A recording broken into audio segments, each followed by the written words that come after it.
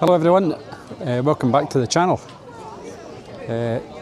Today I'm in Edinburgh and I thought I would have a wander down the Royal Mile. Now I'm from Glasgow, so I might not get all the information right, but you'll get a clear picture of what Edinburgh is like.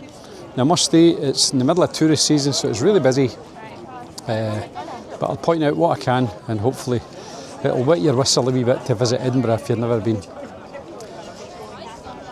So just behind me you'll see Edinburgh Castle, iconic Edinburgh Castle there in the background, and this has all been set up for the military tattoo that's actually in this car park, and it starts I think on the 1st of August. I'll just turn the camera around for you.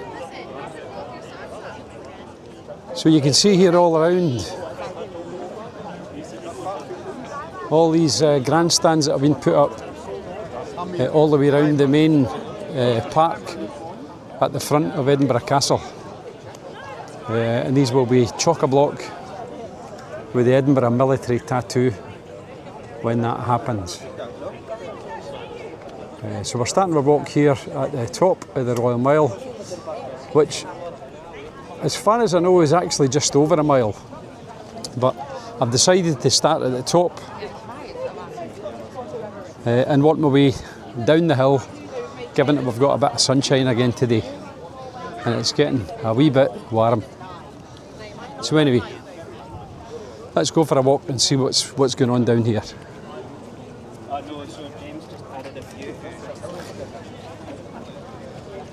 So I'm just going to cut down through this archway, which is obviously the entrance for the military tattoo when it all happens. It's a massive event. It's really hard to get tickets for. The other thing I should mention is if you fancy coming to Edinburgh Castle for a visit at this time of the year, book your tickets in advance because they're sold out on the day. I just noticed the notice boards there saying all sold out for today, so you'll need to book in advance if you want to get your tickets to come and see it. So you can see lots of people around. Lots of people from different nationalities all visiting the capital city, Scotland's capital. And you'll also see and hear various buskers as we go down the road. So once upon a time all there were was bagpipes. Now you've got every kind of music under the sun. So there is a massive proliferation of Scottish shops where you can buy Scottish tourist stuff. You've got the camera Obscura here, which offers the best views in the city. I'll just try and show you that here. So you go up that tower and you get 360 views of the city. So lots of tourist groups you can see around as well today. Now this is all about different views on you as an individual. All sorts of weird and wonderful mirrors in there. So have a look. Just across from that, I'll try and get the sign in actually. You've got the Witchery. Now, that's a fantastic restaurant and it's hard to get seats in. It's booked well in advance. It's just in here, Boswell's Court. Fantastic little place if you can get a seat. Highly recommended. So we're just going to carry on down here. So tourists of every nationality here under the sun. All you can hear is loads and loads and loads of different accents.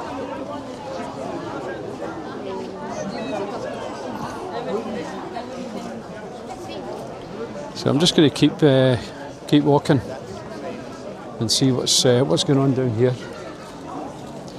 Bit of a crowd there looking at the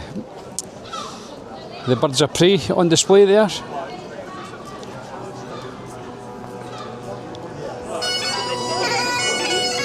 There you go. That's what you come to Edinburgh for. A wee bagpiper. always very popular in Edinburgh. So the church here, St Columba's, on the right hand side here, and then you can see the start of a number of very old pubs and bars.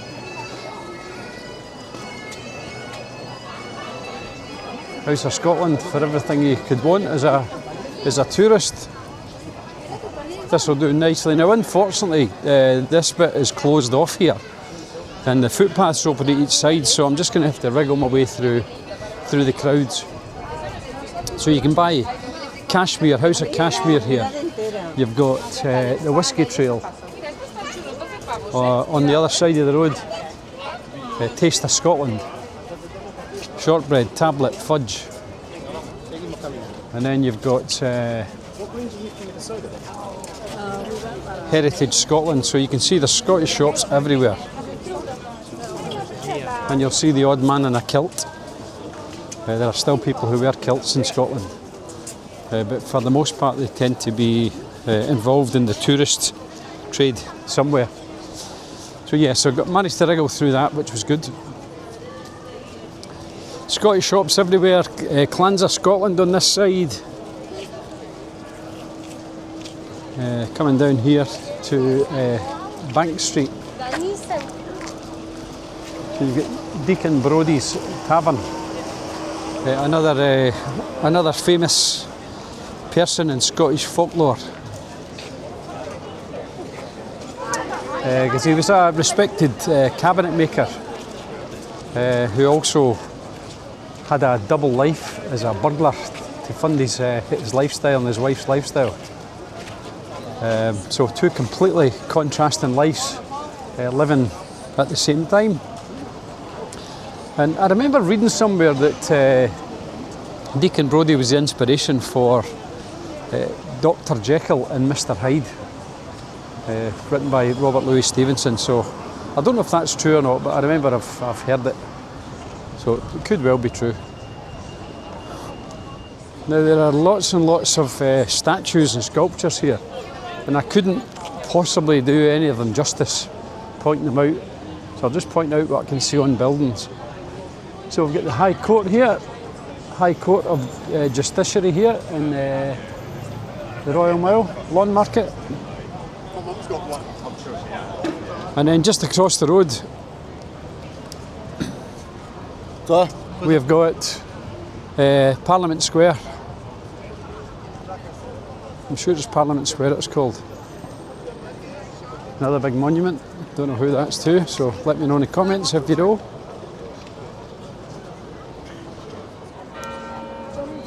So just here we've got another very, very old building, St Giles Cathedral, a very popular visitor spot as well.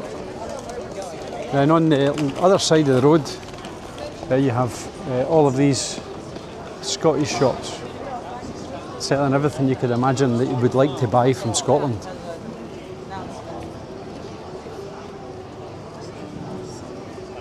You see, nice old sandstone buildings, sort of 4 or 5 stories high.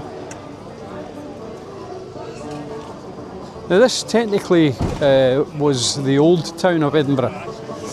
Edinburgh really sort of circulated around the Royal Mile with the castle at one end, and I'm sure it's Holyrood Palace at the other end.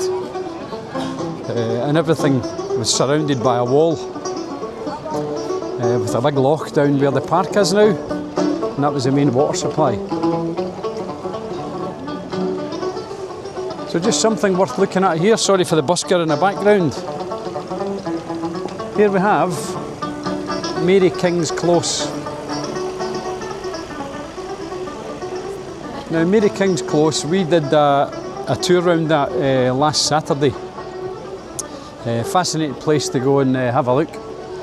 They do a kind of tour of the old closes, as they were called. In fact, I'll show you one of these just so you know what I'm talking about, because you might never have heard of a close if you come outside Scotland. So these little alleyways were all called closes, and Mary King's Close is one of those that's been opened back up. The original buildings here were all demolished to make way for this the big building here, which it's the city chambers now, but it was used as kind of like a market square because all the traders were all trying to sell their stuff in these narrow little closes. So the buildings were all pretty much demolished down to just a couple of floors, and then the walls were all used as foundations for the new building.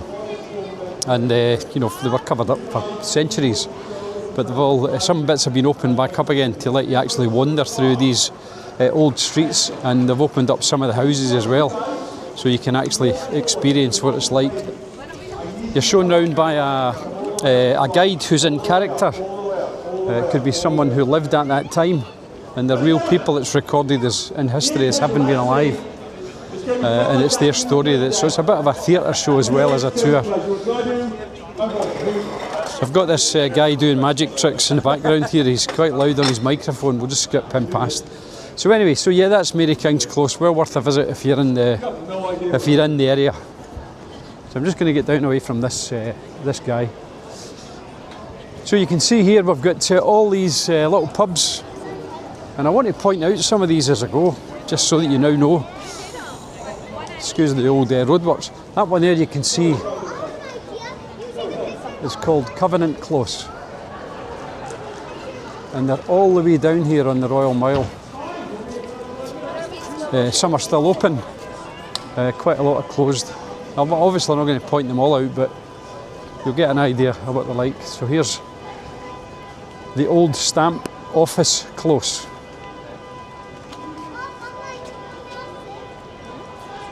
So that's about the width of all of these closes. Mary King's Close is as narrow as that. Both sides of the road, and they were on a very steep slope all the way down. Jackson's Close. And then we've got Flesh Market Close here. That one's a bit wider. So that gives us an idea what the closes were like.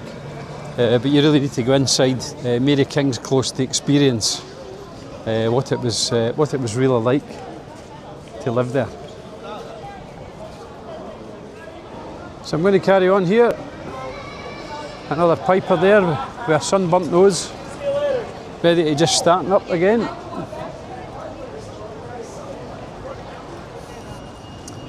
Here we've got the Tron Kirk. I'm going to just go into the shade here so you can see that better. You've got the Tron Kirk, which again you can go and have a look round. It's I think it's a market now, but I may be wrong. Pipes just starting up in the background again. So we're just coming down to the North Bridge. So if you walk all the way down there, that'll take you down to Princess Street, just to give you bearings. So this is kind of running parallel with Princess Street. So I'm just going to wait for the traffic to clear here. Seize my opportunity to get across before the crowd. So in on the mile, lots of pubs down here now. Radisson Blue, if you're looking for a hotel that's quite near the bit of the Old Town in Edinburgh, you've got the Radisson Blue right there. Then we've got kilt shops, some old bars, the Mitre, the Royal Mile Bar as well.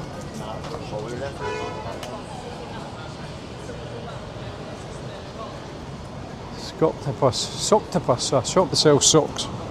Fancy that. Whiskey bar, Scottish Experience, another Cashmere house. Tours of Scotland, Celtic design. And then we've got the Nutcracker Christmas shop, which is a Christmas shop that's opened all year. If you fancy coming to get some Christmas decorations, you can buy them at any time of the year. It's strange but popular. You started the municipal fire department, first one in the world. So there we go, whiskey and wine, Royal Mile coffee. Museum of Childhood across the road there. I've never seen that before, so I don't know what's in there. Be up to you to check it out. There's plenty of places to have lunch and have a bite to eat here. So we're coming down to the sort of quieter end of the Royal Mile at the bottom end. Now this bit is still open to traffic. So if you're going to be wandering down here, just make sure you keep that in mind. That the traffic will be driving around, so don't get yourself knocked down. Just on my left here is John Knox' house behind me. Scottish Storytelling Centre. I need to put my teeth in before I talk in these videos. And then just coming down to a bar, which is famous for a couple of reasons. Just on the other side of the road. I'll tell you the stories as I know them before I whip the camera around. So the bar I'm going to talk about is famous for a couple of reasons. In old Edinburgh history, was the place where effectively the world ended for most people who lived here, because the city walls surrounded Edinburgh City, and this was pretty much as far as people could go. You know, hundreds of years ago, effectively it was the end of the world as far as these people knew. And secondly, in more recent times, and it's famous for a double murder in 1977. Two girls disappeared after being in the World's End bar in 1977 and were never seen again. And there's a fabulous documentary about it, the World's End Murders, well worth watching. And eventually the killer was tracked through DNA. It's a fascinating documentary to watch. The twists and turns in it are really worthwhile. And the bar has become famous for that, more famous than its original name, World's End, because of where it was located. So if you're in the area, get yourself in to the World's End. We were running around the mountain singing songs. You grab a beer.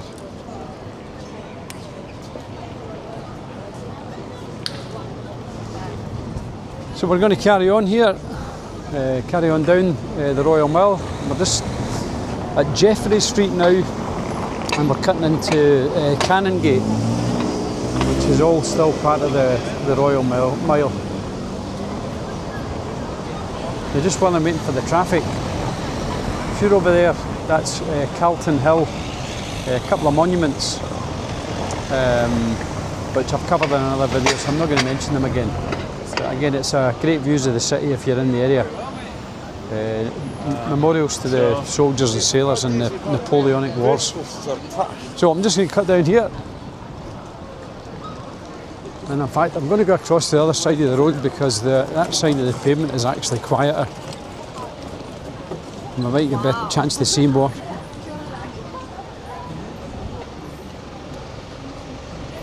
So it does get a wee bit steeper as we come down here. Still a few of these little closes kicking about. You'll see it across the road there. Gullen's Close, and the wee Royal Mile gift shop. This one here, Mid-Common Close. So you can see that all these little ginnels, you might call them in England, and they just cut from the top end of the city down to the bottom. Black Grape. So that looks like a wee fancy upmarket restaurant, and it's much quieter down this end.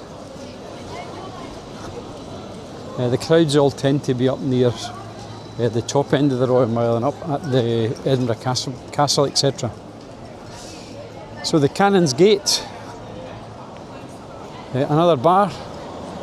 Nice to see the bars have all opened up the front, so you can actually sit indoors with some daylight and some breeze coming in.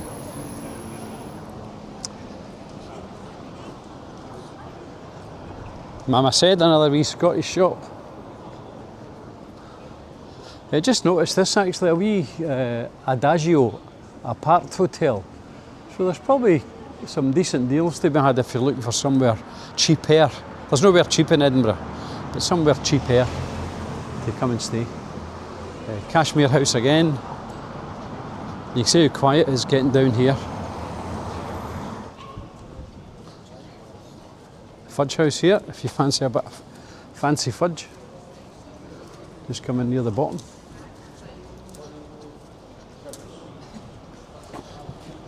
And then just across the road there is Holyrood Campus.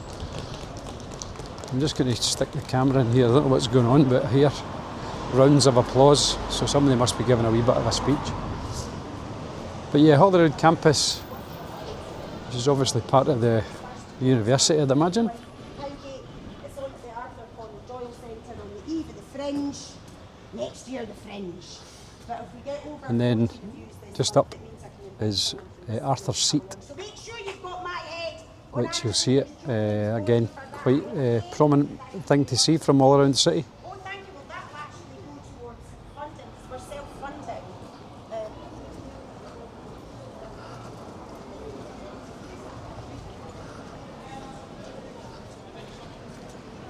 This will do nicely. So it said Scottish food and Scottish gifts.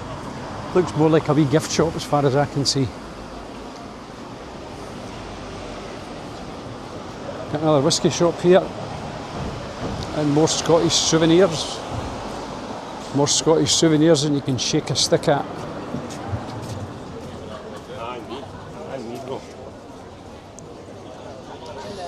Bar the Toll Booth Tavern.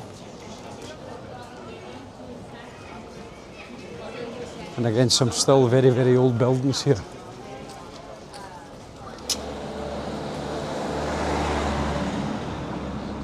Museum of Edinburgh. Looks very small to be the Museum of Edinburgh, but it could well be worth a visit if you fancy that, if you're a tourist.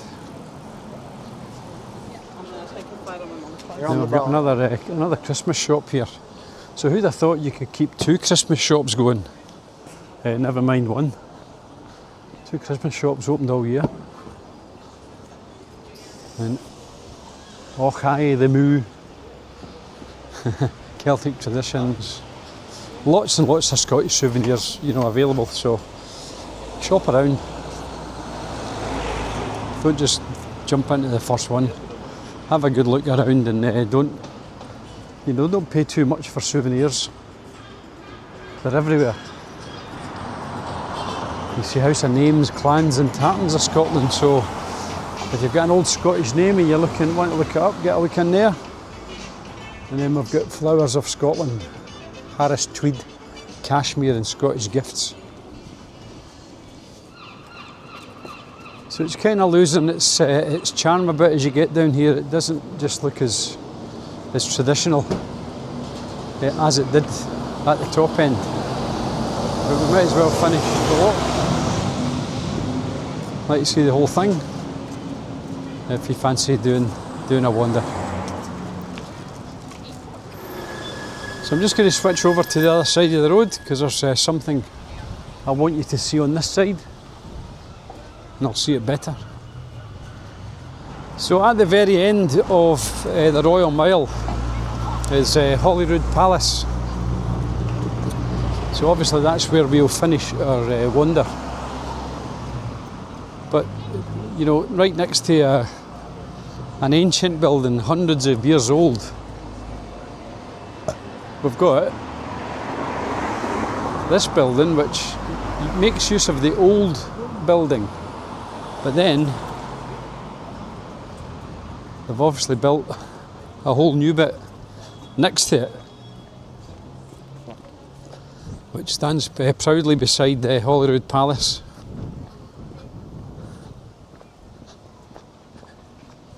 So I think technically we're still on Canongate here, which is coming to the end of the Royal Mile, which is about 1.1 miles, I think, from memory. And there you can see that's the new Scottish Parliament building. I'm going to try and get outside here so we can see it better. You can't really see it from inside. And we'll go around the front and let you have a look at that as well. So yeah, so that's the Scottish Parliament building. I remember a guy I once worked with, his father, and his father before that, his grandfather, had an old car scrapyard on that bit of ground. And the story I heard was that they wanted to buy the land to build the Scottish Parliament, and the father held out and held out and held out until they could extract every possible penny from the Scottish government so that he could make sure that he got as much money as possible when he sold up the family business. So yeah, so this is the Scottish Parliament building. It's quite an impressive looking building, but it's not very nice. It's not very braw. It's an odd looking thing, isn't it? Anyway, so I say Arthur's Seat just up there. And across the road you've got the King's Gallery, which is the first part of Holyrood Palace. And there's a wee palace shop where you can buy all your tourist tat.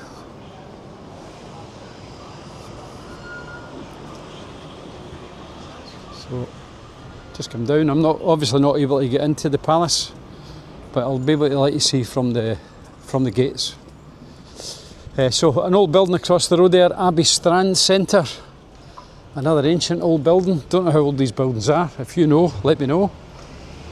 You can go in here and buy your tickets to get into Holyrood Palace, but we're not going to do that today. We're just going to have a wee quick look through the gates. Quite a lot of people just in wandering, buying their tickets to see what's going on. And then we come to the bottom of the Royal Mile, where if you want to pay your money you can get in and see Holyrood Palace. Very, very popular tourist attraction. It's quite a sight actually. It's nice building to look at, and it's probably nice to have a wander round. So again, if you fancy coming to Edinburgh to look up some tourist sites, make sure you allow at least a couple of days in Edinburgh, because you'll never fit it in if you try to do it all in one go. It's just never going to happen. So what do you think of that then? That's the Royal Mile in Edinburgh, from Edinburgh Castle all the way down to Holyrood Palace, and just a few bits and bobs in between.